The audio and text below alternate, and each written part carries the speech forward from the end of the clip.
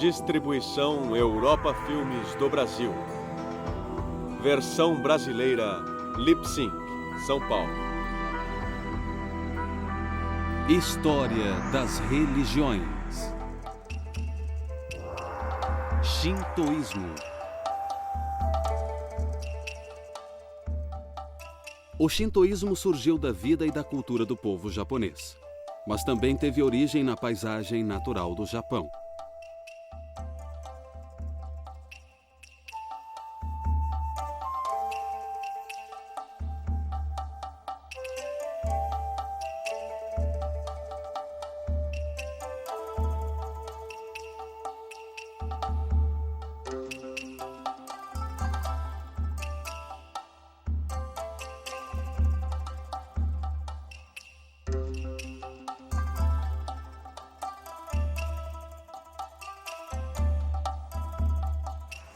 O Japão é um país feito de 4 grandes ilhas e muitas outras menores, todas situadas a leste da China e Coreia, no Oceano Pacífico.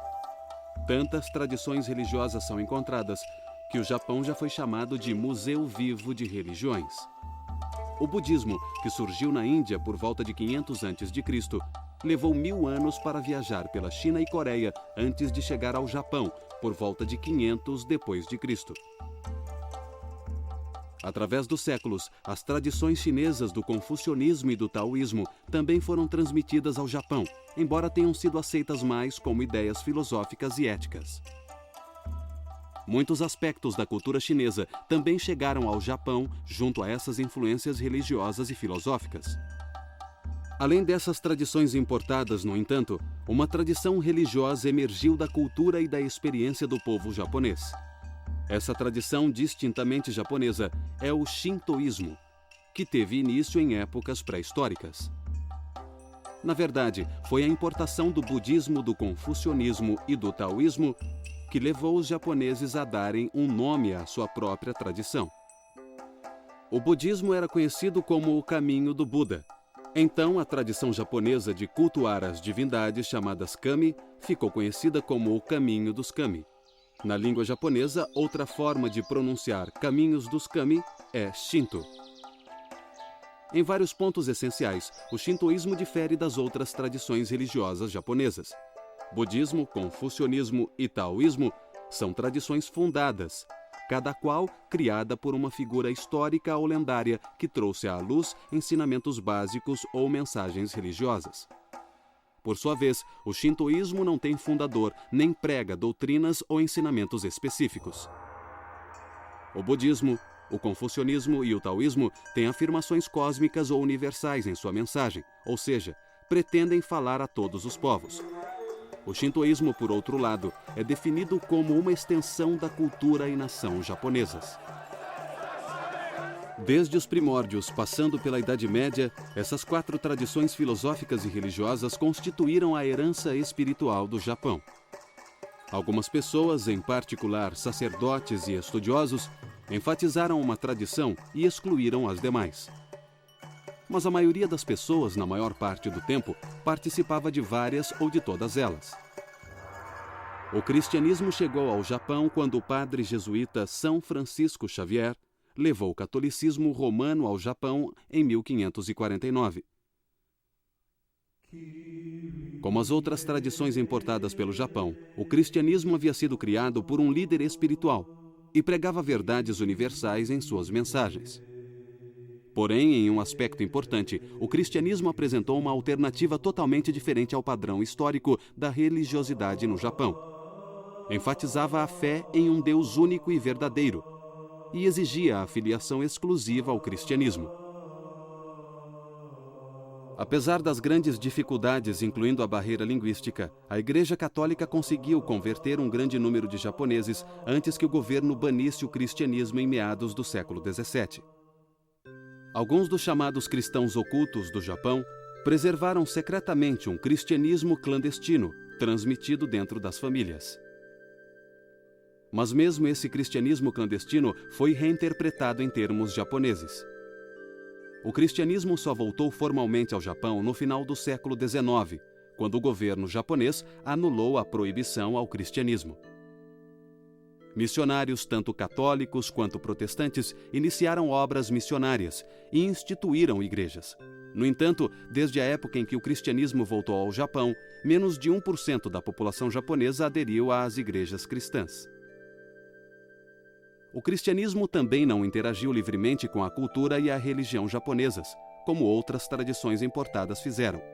Por exemplo, o ideal confucionista de lealdade e obediência aos pais integrou-se de tal forma à vida do Japão que geralmente é visto como genuinamente japonês e não como algo estrangeiro. O mesmo vale para as práticas budistas de culto aos ancestrais. Embora tenha influenciado as ideias éticas e sociais do Japão, o cristianismo ainda é visto como uma religião estrangeira. Há certa tendência no Ocidente de julgar outras tradições religiosas pelo que as pessoas acreditam ou não acreditam. Nós perguntamos, você é isso ou aquilo? Você é cristão ou é budista? E no caso do Japão, as pessoas geralmente dizem, não, eu não sou religioso, não creio nessa divindade em especial, não vou a esse santuário em particular. A verdade é que fazemos a pergunta errada. É mais uma questão de protocolo, de etiqueta social, de fazer a coisa certa na hora certa. O povo japonês também participa de práticas religiosas e costumes populares que são transmitidos fora do âmbito religioso tradicional. Esses costumes são parte de sua vida doméstica, de seu trabalho e de suas tradições locais. Há cerca de meia dúzia de tradições populares no Japão, e elas aumentam a complexidade da religiosidade japonesa. Mas, na verdade, a situação é ainda mais complexa. A religião no Japão é diversificada.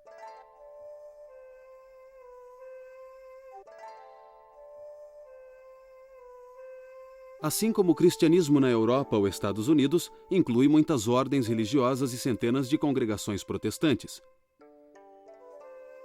No Japão, o budismo é dividido em ramificações principais com muitas congregações. O shintoísmo também não é uma religião muito unificada, com sua diversidade de festivais, práticas e santuários shintoístas. O budismo expressa o caminho do Buda e seu iluminismo. O confucionismo exprime o caminho de Confúcio e seu ideal de harmonia social. O taoísmo pode ser visto como o caminho do lendário Lao Tzu e seu ideal de harmonia com a natureza. E o cristianismo é o caminho de Jesus Cristo com seu plano de salvação. O melhor indício para o caminho shintoísta é a própria palavra. Kami é uma concepção antiga no Japão para o que é venerado e pode se referir a um ou vários objetos de adoração. O termo kami, mais ou menos como a palavra lápis, pode ser singular ou plural. E é mais amplo e mais flexível do que o termo Deus. O conceito de uma divindade monolítica, onisciente, que controla tudo, do ponto de vista shintoísta, é um pouco restrito demais, eu acho, porque há tantas situações diferentes, políticas, sociais e religiosas, que devem ser levadas em conta. O contexto é o mais importante. Então, não surpreende que haja divindades diferentes para diferentes tipos de contexto.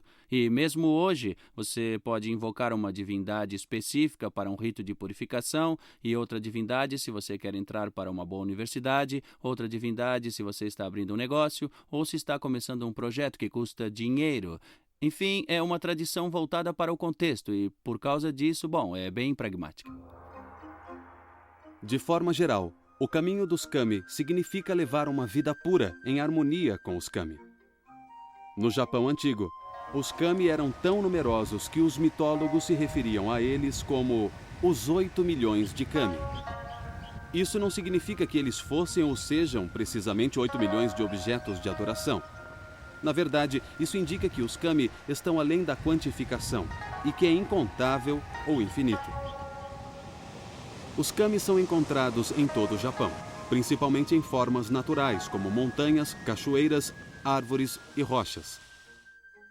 Os kami também podem ser seres humanos poderosos e até mesmo ancestrais humanos. Como não há um equivalente a kami em nossa língua, geralmente não é traduzido. O termo mais próximo a kami talvez seja o sagrado, no sentido de que há força e mistério na natureza e na fertilidade natural que produz novas vidas. Os estudiosos geralmente apresentam uma religião descrevendo um fundador, analisando suas escrituras e interpretando ensinamentos essenciais. Mas no caso do shintoísmo, se quisermos saber sobre o caminho dos kami, talvez seja melhor observarmos como é feita a adoração aos kami. Os santuários há muito são importantes para o shintoísmo desde a época pré-histórica, embora as primeiras adorações japonesas talvez não tenham ocorrido em santuários, mas na natureza.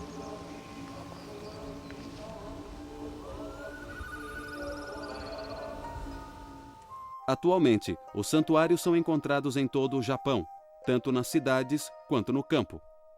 Os santuários são bem diferentes entre si. Eles podem ser enormes e imponentes ou podem ser minúsculas casinhas. Alguns são antigos, outros são construções recentes. Todo japonês mora perto de um santuário shintoísta. Tradicionalmente, o santuário mais perto de casa é considerado o santuário protetor da família. Os japoneses não fazem cultos ou santuários shintoístas como cristãos ou judeus fazem em suas congregações num dia específico da semana. Os japoneses, ao invés disso, visitam os santuários shintoístas em ocasiões específicas para orar ou pedir ajuda ou talvez participar de um festival anual. Várias características distinguem e preservam o caráter sagrado do santuário shintoísta e seu solo. Na entrada do santuário fica a arcada, ou portão sagrado, chamado de tori. O tori marca a passagem do mundo cotidiano para o solo sagrado e protege simbolicamente o solo das influências maléficas e faz com que aqueles que entrem percebam que ali é adequado adotar um comportamento religioso. Em outras ocasiões familiares especiais, como nascimento e casamento, muitos japoneses oram em santuários pedindo ajuda, bênção ou agradecendo as graças recebidas. Mas é mais comum que os japoneses visitem santuários durante as festividades. E a mais importante das festividades no Japão é a celebração do Ano Novo. –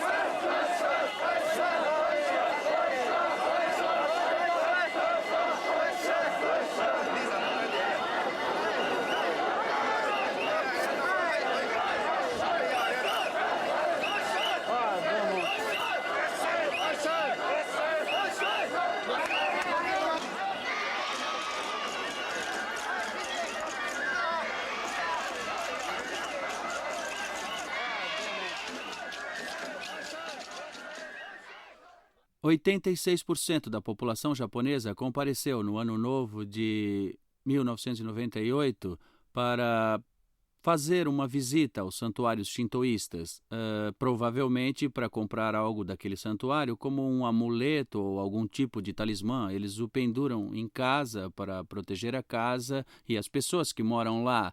Eles podem também pendurar nos seus carros para ter segurança no transporte ou amarrar numa bolsa que carregam todos os dias para o trabalho ou a escola.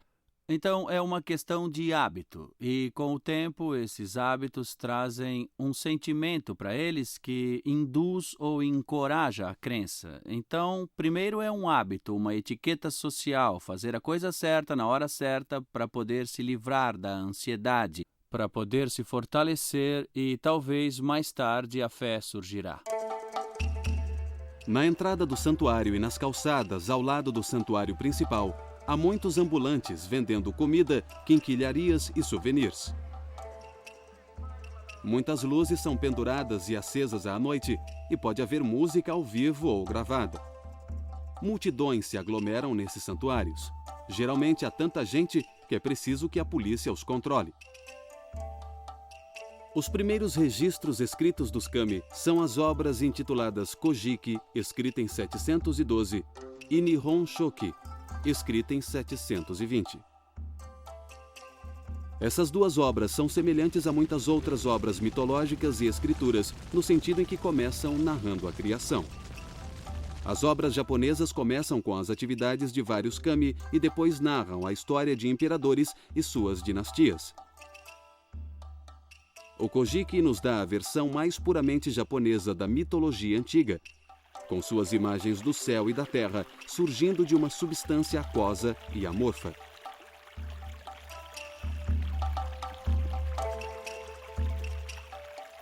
O Nihon Shoki entrelaça a mitologia japonesa a conceitos filosóficos chineses, usados para interpretar a criação.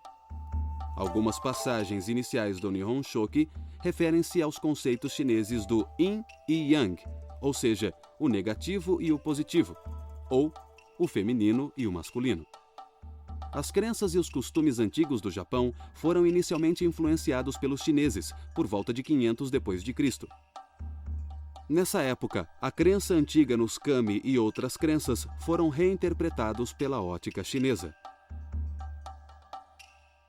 Os principais desses kami são o casal divino Izanami e Izanagi, que são responsáveis por boa parte da criação, além da deusa do sol, Amaterasu, de quem toda a linhagem imperial descende. O Kojiki e o Nihon Shoki são os textos mais antigos de que se tem notícia da mitologia japonesa antiga e são um registro importante das antigas crenças do Japão. Mas eles não são considerados escrituras sagradas como a Bíblia do cristianismo ou os Vedas do hinduísmo. Os sacerdotes e pensadores shintoístas dão a eles um status de sagrado, mas o povo japonês os vê como escritos imaginários e fantasiosos. Em outras palavras, lendas e não escrituras sagradas. O shintoísmo tem um lado bastante pragmático, principalmente no contexto dos rituais, onde a divindade pode ser invocada para se fazer presente. Mas, claro, a divindade pode se manifestar em qualquer momento e em qualquer lugar. Então, há sempre um aspecto de imprevisibilidade e espontaneidade na divindade shintoísta que pode se manifestar como um tufão, ou como um raio, ou como um trovão, ou como um rio que acaba transbordando. Da mesma forma, pode se manifestar como sol ou chuva quando são mais necessários e quando são mais benéficos para as pessoas, para que a plantação cresça ou para os animais também. As crenças e os hábitos japoneses já existiam há muitos séculos antes de terem sido registradas no Kojiki e no Nihon Shoki. E o que vemos no shintoísmo hoje não é necessariamente o mesmo que existia em épocas pré-históricas. Os santuários e mesmo a própria palavra Shinto não foram encontrados no período pré-histórico. Somente quando as novas religiões entraram no Japão, houve uma necessidade de distinguir a herança religiosa nativa do país das tradições de fora. Nós vimos no Nihon Shoki como os antigos conceitos japoneses da criação e do nascimento de muitos kami se fundiram ao conceito chinês do Yin e Yang. Não houve tentativa de escolher entre a versão nativa japonesa e a interpretação chinesa.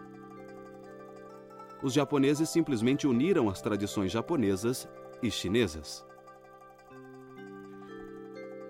A mesma interação ocorreu entre o shintoísmo e o budismo.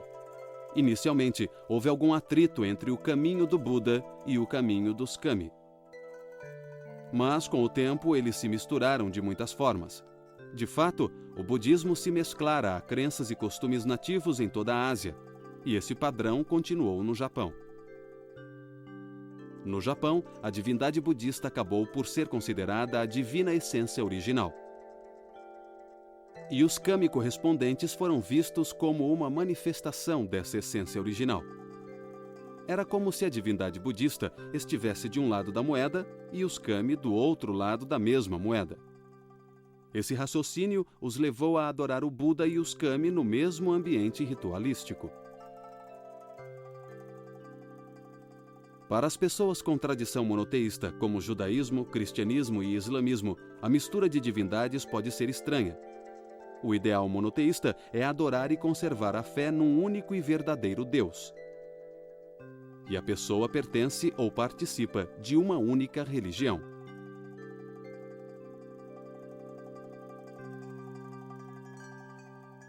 Mas em quase toda a Ásia e no Japão em particular, o padrão dominante é o que podemos chamar de afiliação múltipla. Aqui, a pessoa participa de mais de uma tradição religiosa.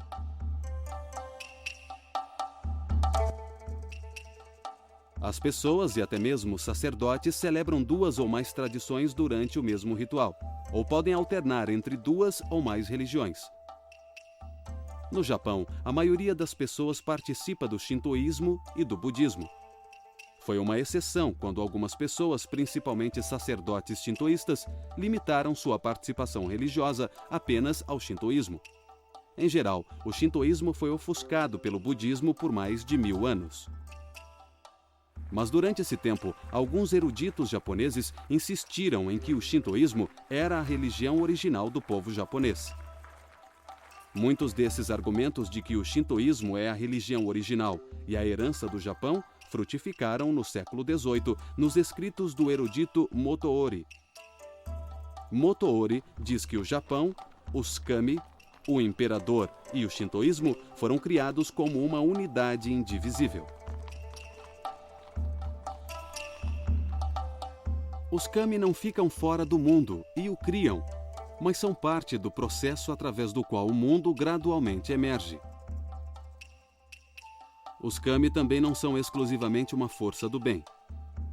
No cristianismo, Deus é considerado bondoso e o mal entra no mundo através do pecado humano. Mas no shintoísmo, tanto os humanos quanto os kami podem ser maus.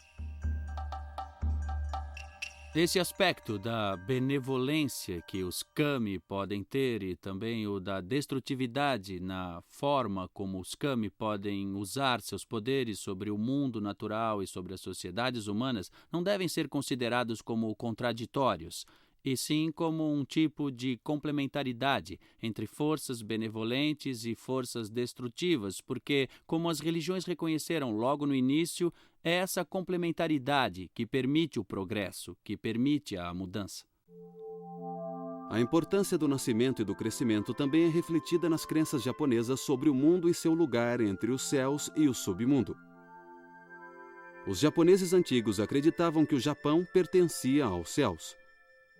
Era um bom país, governado pelos descendentes da deusa do Sol, numa linhagem ininterrupta através dos tempos.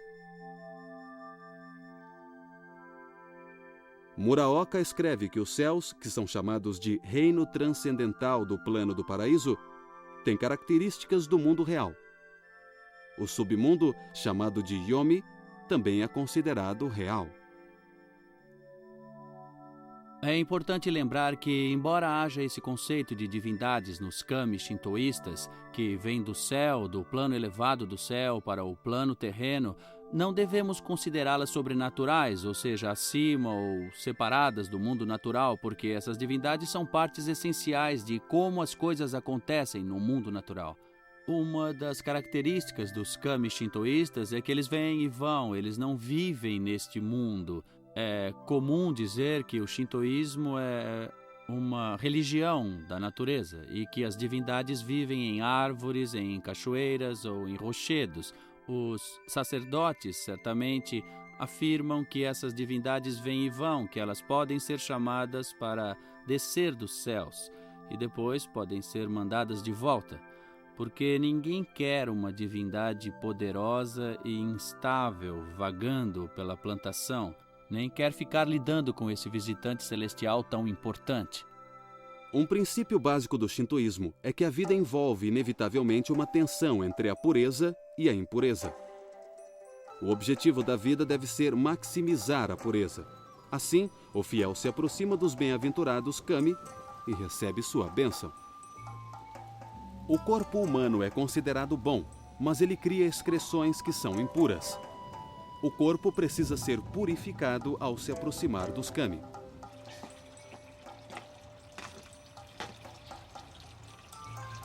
Os japoneses veem a purificação de uma forma que lembra os antigos rituais israelitas. E seus conceitos de poluição e purificação têm pouco em comum com os ensinamentos cristãos sobre pecado e redenção. No cristianismo, pecar significa afastar-se voluntariamente de Deus. Quando um pecador cristão pede perdão, ele procura se redimir por meio da misericórdia de Deus, e assim retorna a uma relação de amor com Deus. No shintoísmo, a causa da poluição não é necessariamente a desobediência ou o confrontamento aos kami. Ela pode ser algo que as pessoas modernas consideram natural, uma condição ou um evento acidental. A purificação é uma preparação essencial no culto shintoísta. O sacerdote primeiro recita orações de purificação que incorporam os temas do mito de Izanagi. Acredita-se que a poluição seja resolvida pelo exorcismo, que retira as impurezas através da limpeza física e através dos poderes dos kami.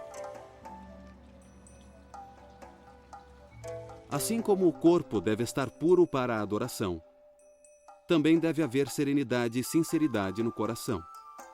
A poluição física é o tipo de impureza mais óbvio. Mas os teóricos shintoístas também enfatizam as dimensões éticas e espirituais da pureza. Os kami e a purificação são essenciais no shintoísmo. Os locais onde os kami são adorados são santuários, e as pessoas que guiam os cultos são sacerdotes.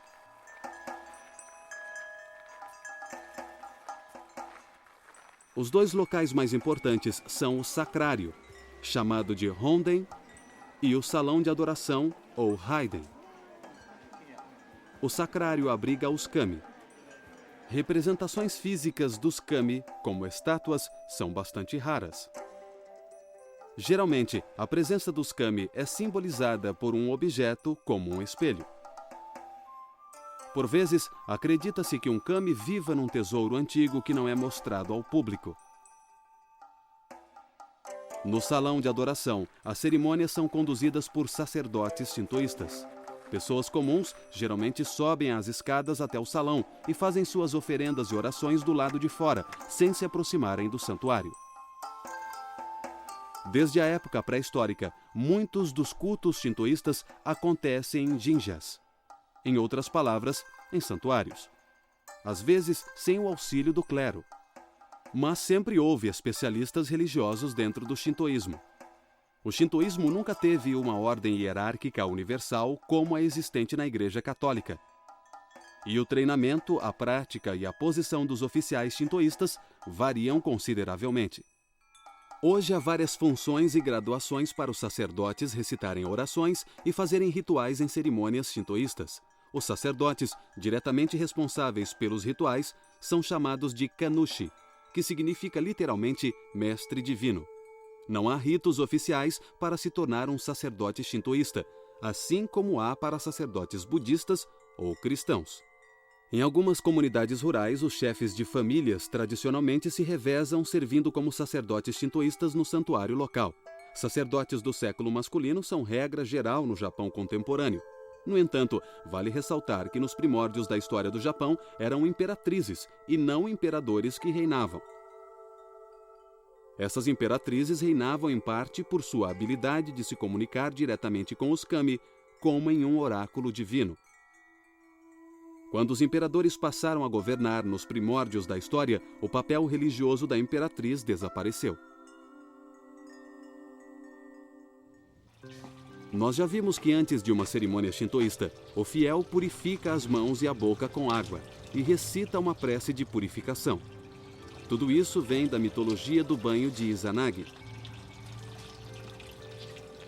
Depois, um alto sacerdote recita o Norito, ou oração sagrada.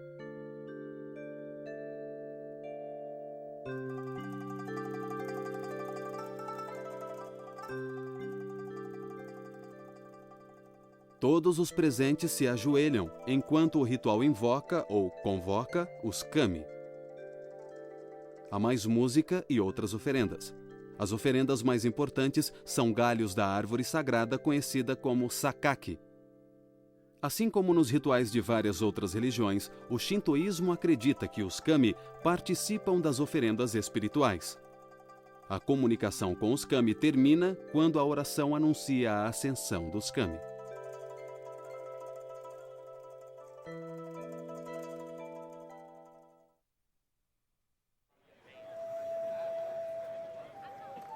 Muitas pessoas viajam de longe para visitar um santuário famoso num festival ou para uma bênção especial, ou apenas para comprar um amuleto. Essas pessoas geralmente são devotos, não paroquianos. Embora nos vilarejos tradicionais, ainda se considera que os habitantes daquela área são paroquianos do santuário local. Muitas casas japonesas tradicionais e algumas casas modernas têm um pequeno santuário shintoísta. O kamidana é uma miniatura de um santuário shintoísta, geralmente colocado numa prateleira alta na sala principal da casa.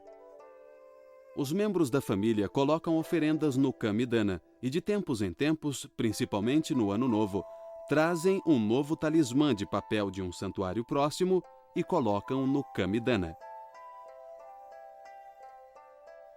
Na antiguidade, os membros de um clã adoravam o mesmo kami. Mas na época medieval, as pessoas que moravam perto de um santuário automaticamente eram consideradas paroquianas daquele santuário. Em outras palavras, a afiliação a um santuário shintoísta dependia da residência do fiel. Todos dentro daquela área eram considerados abençoados ou protegidos pelo mesmo kami.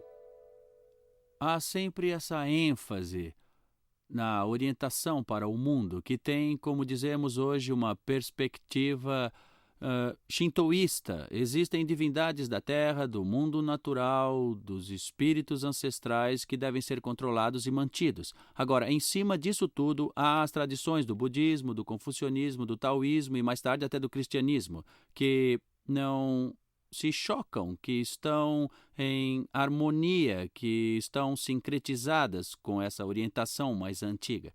No entanto, ao final do período feudal, quando o Estado japonês se modernizou, houve uma cisão entre o velho regime e os reformadores que queriam revitalizar o Estado japonês, queriam trazer o imperador de volta e, basicamente, tentar defender a nação do Japão de potências imperiais como Inglaterra, Espanha, Portugal, França, que estavam na área. Eles sentiram que precisavam fazer o que essas potências fizeram. Tinham que encontrar um motor espiritual para impulsionar o veículo da modernização, e o shintoísmo foi considerado o candidato mais viável para isso.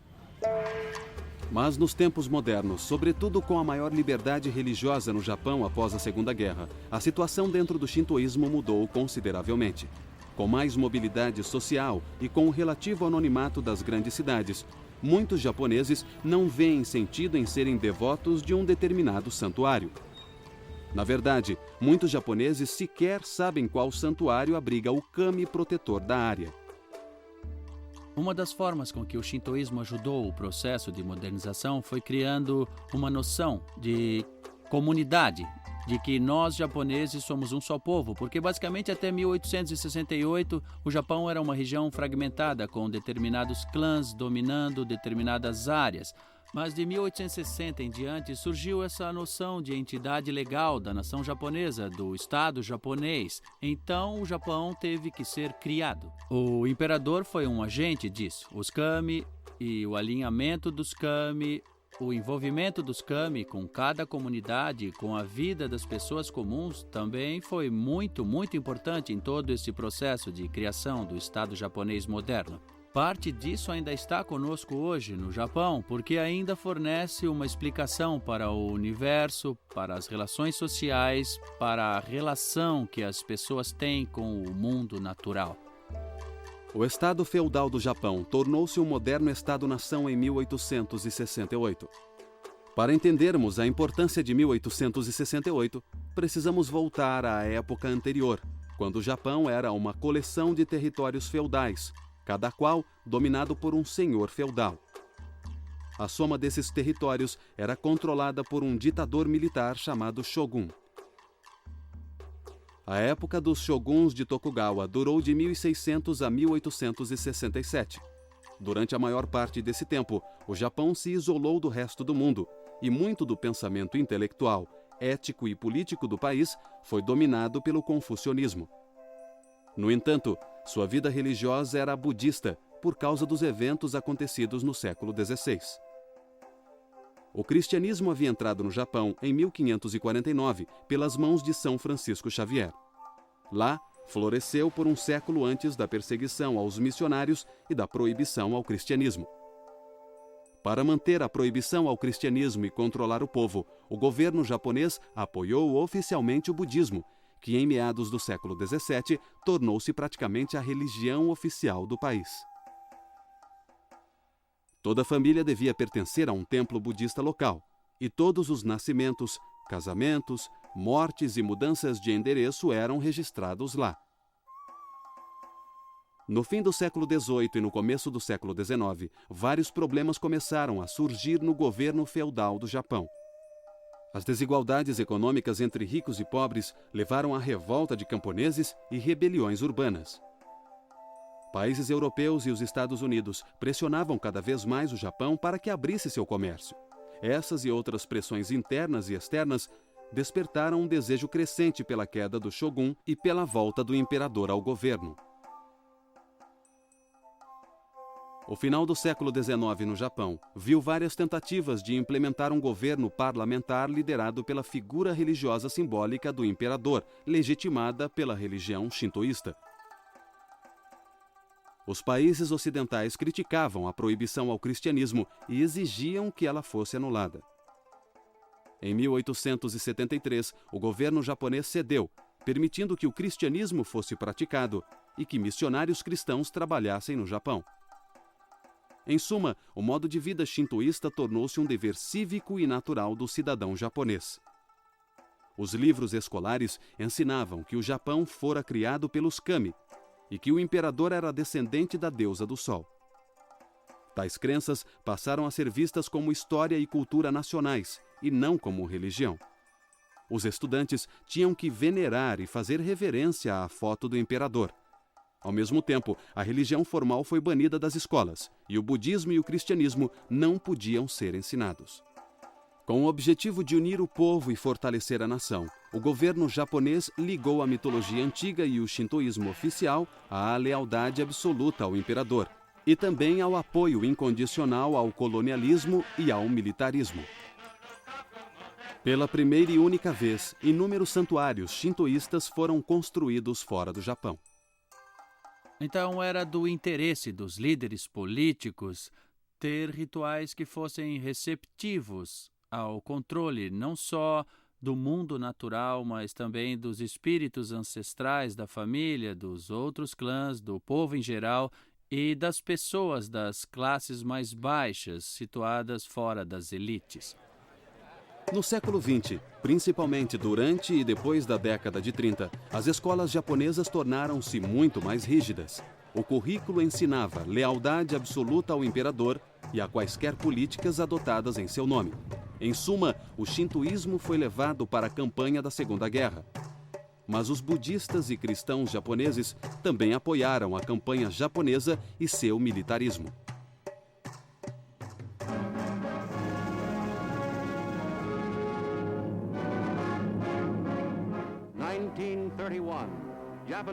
1931, tropas japonesas partem para a conquista da Manchúria. Japão, o primeiro dos países agressores desta guerra, saiu na frente há 14 anos numa escala de conquistas internacionais. Xangai, em 1937. Guerra aberta contra a China. O mundo ainda não sabia como lidar com tamanha agressão.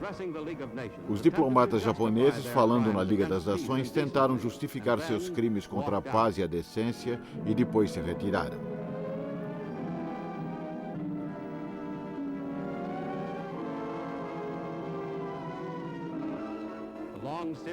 Uma longa série de ataques brutais contra o vizinho foi mantida.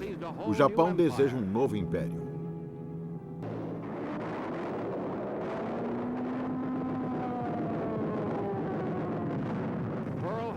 Pearl Harbor, 7 de dezembro de 1941. As unidades fanáticas suicidas do Japão em ataques aéreos causaram grandes danos às esquadras americanas em Okinawa. Foi um ataque suicida. Foi sensacional, mas não conseguiu deter o avanço dos aliados.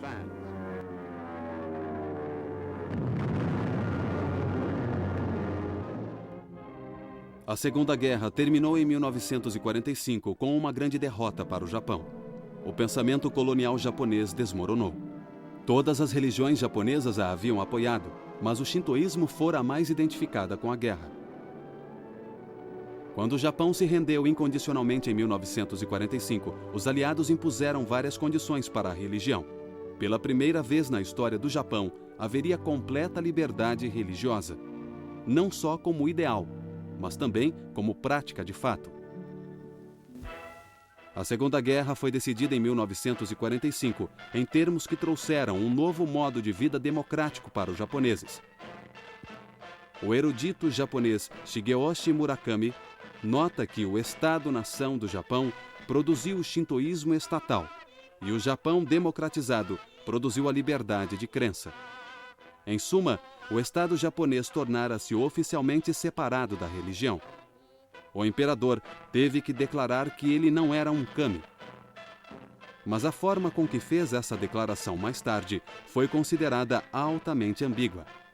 O shintoísmo perdeu a condição de protegido como sistema de compromissos não religiosos. Também perdeu os subsídios do Estado e seus muitos sacerdotes não eram mais funcionários do governo. O Japão tem uma rica variedade de religiões muito antigas. O shintoísmo nativo, o budismo indiano, o taoísmo e o confucionismo chineses e um retardatário europeu, o cristianismo. Mas o Japão testemunhou a criação de centenas de novas religiões nos séculos XIX e XX. Muitos japoneses experimentavam rápidas mudanças sociais e estavam insatisfeitos com as soluções oferecidas pelas instituições religiosas existentes. Mas eles ainda estavam fortemente atraídos tanto para temas tradicionais, como para o cultivo da virtude, quanto para os costumes antigos, como ritos ancestrais.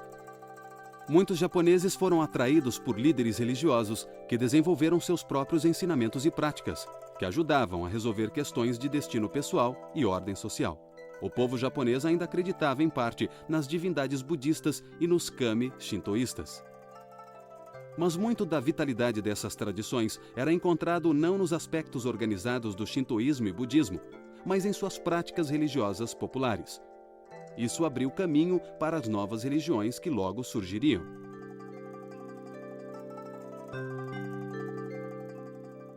As religiões japonesas do século XIX se caracterizavam principalmente por seu foco em kami vivos. Algumas necessidades religiosas foram supridas também por um kami vivo, na nova religião chamada Tenrikyo. O nosso kami, Deus aparente, é o Deus que criou este mundo, a humanidade e todas as criaturas. A propósito da criação é termos uma vida feliz, ajudando uns aos outros. E Deus aparente nos protege de todas as formas para podermos levar uma vida feliz. Nesse sentido, Deus aparente é tudo para nós.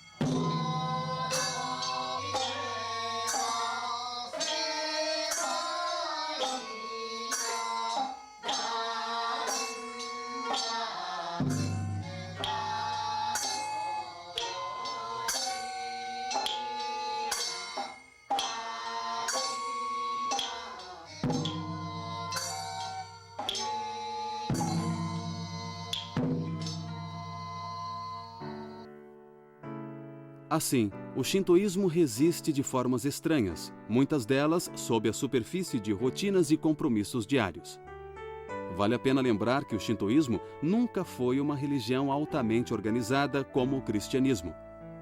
A religiosidade no Japão não é definida pela afiliação exclusiva a uma instituição religiosa, e não há cultos congregacionais semanais. Então, as medidas comuns de compromisso religioso não são facilmente aplicadas ao shintoísmo. Mas o shintoísmo resiste, mesmo quando é negado ou negligenciado. O shintoísmo há muito tempo faz parte da vida e da cultura do Japão, praticamente desde o início da própria civilização japonesa. E enquanto existir a cultura japonesa, o shintoísmo de certo continuará a ser parte significante dela.